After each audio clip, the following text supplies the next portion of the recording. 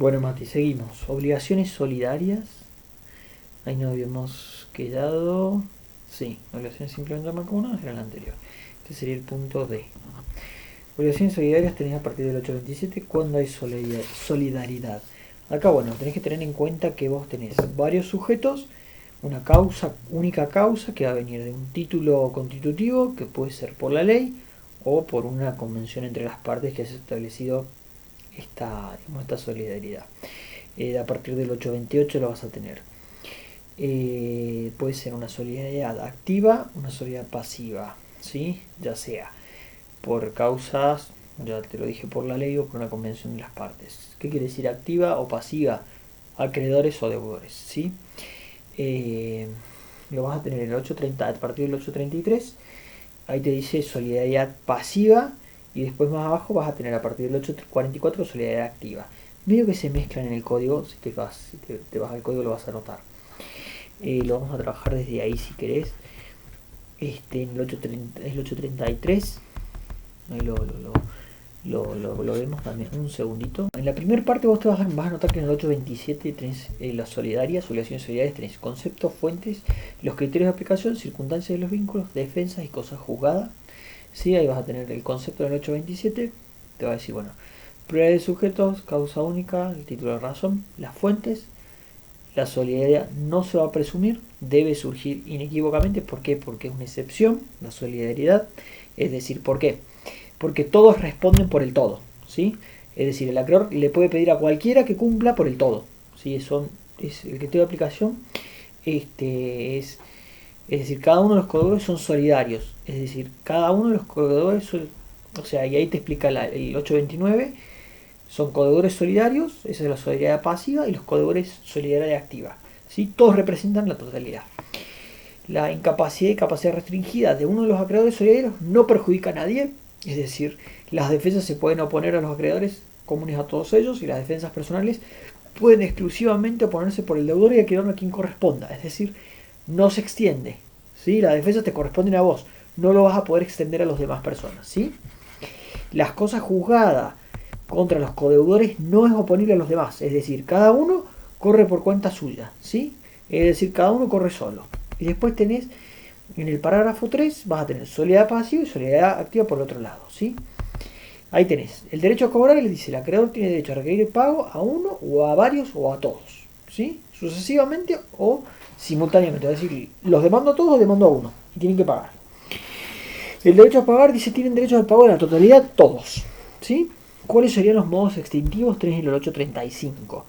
Se extinguen del todo cuando uno de los deudores paga el total de la deuda, ¿sí?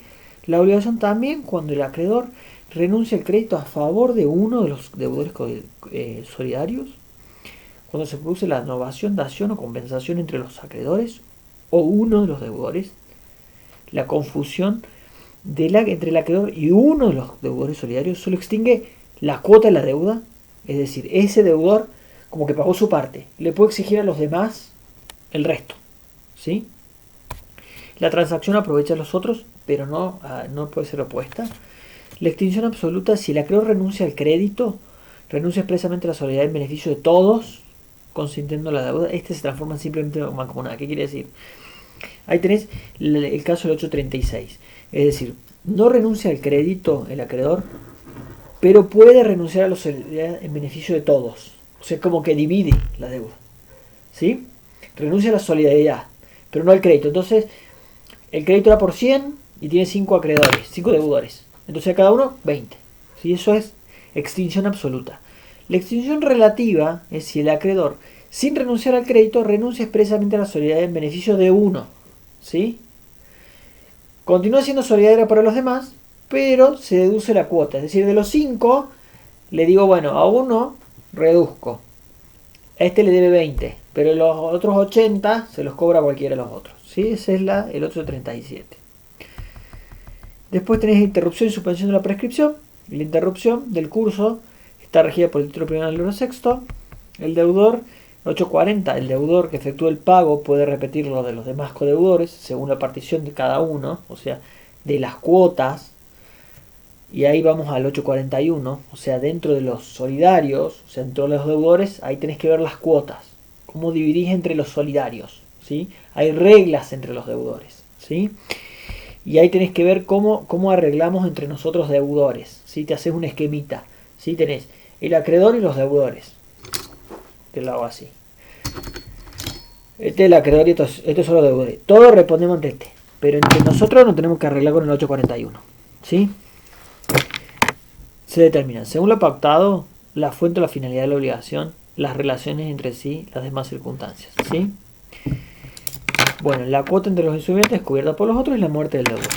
Si uno de estos se muere, los demás responden, ¿sí? Si este heredero de este, o sea, estos son los deudores, y este es el heredero de este. Si este fallece, este entra acá, ¿sí? Fácil, ¿no? Bueno, vamos a la activa. Bueno, ahí empieza con el acreedor, el derecho del pago, la prevención. Si uno de los acreedores es demandado, el pago solo puede ser hecho por el acreedor. O sea, si este demanda, solamente le podemos pagar a este, ¿sí? Tenemos varios acreedores, ¿sí? Y varios deudores, ¿sí? Si este demandó, solamente le podemos pagar a este, ¿sí? La obligación los modos extintivos, bueno, 6 minutos, vamos bien. El sujeto a disposición de los modos extintivos, según el caso, la obligación sobre la cuota del acreedor solidario, conforme a las siguientes reglas, la obligación se extingue del todo cuando uno de los acreedores solidarios recibe el pago, o sea, cuando le pagamos, en tanto alguno de los acreedores no haya demandado el pago. Estamos en el 846, ¿sí? Bien, bueno, en tanto los acreedores solidarios no hayan demandado el pago del deudor, la obligación también se extingue en todo si uno de ellos renuncia al crédito a favor del deudor, o si se produce innovación, dación o compensaciones, es el inciso B. La confusión entre uno de los acreedores solidarios solo extingue la cuota, eso te tenés que acordar, Mati. La transacción hecha por uno de los acreedores solidarios del deudor no es oponible a los otros, partición. Los acreedores tienen derecho a la partición con los siguientes alcances. Si uno de los codeudores recibe la totalidad del crédito en reparación del daño de la cuota, también tiene derecho a que les pague el valor de uno de los que corresponden. En los casos del inciso B, los acreedores solidarios tienen derecho a la partición si una renuncia al crédito en compensación legal de la otra cuota. Si los acreedores los gastos razonables de interés común, tienen derecho a reclamar a los demás la partición del reembolso. Bien, y ahora, ¿qué pasa si muere uno de los acreedores? Si muere, el crédito se divide en tanto los herederos en la proporción de la partición en la herencia. ¿Qué quiere decir? Después de la partición, cada heredero tiene derecho a percibir una cuota que le corresponde en el haber. Es decir, se va a dividir entre ellos la cuota. Bien, Mati, vamos a cortar acá y obligaciones concurrentes te los mando en la próxima, ¿sí? Son 8 minutos. Ahí corto y te mando esto.